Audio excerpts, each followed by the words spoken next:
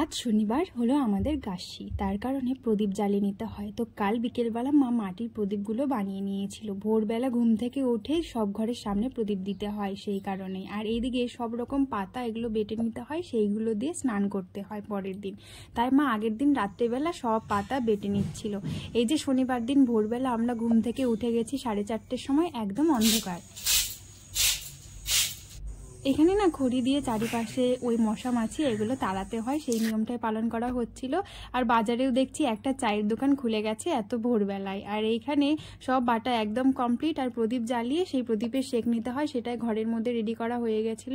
আর এই ছোট্ট ছোট প্রদীপগুলো সব জ্বালিয়ে নিয়ে তুলসী তলায় উঠোনে ঘরের সামনে সব জায়গায় দিয়ে দেওয়া হয়েছিল। কলার এইটার মধ্যে কাজল বানাতে হয়, স্নান করে নিয়ে পরিণত হয়। হ্যালো গাইস, আমরা এখন ঘুম থেকে উঠে গেছি। ভোরবেলায় আমাদের গ্রামের পরিবেশ একদম কত সুন্দর, শান্ত, আর পাখির ডাক। শিউলি ফুল কোড়াতে গেছিলাম আমি আর আমার ছোট মা।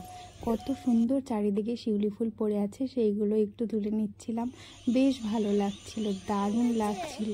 এই যে অনেকগুলো ফুল তুলে নিয়েছি। যেতে যেতে দেখছি একটা বকফুল গাছে অনেক বকফুল ধরে আছে।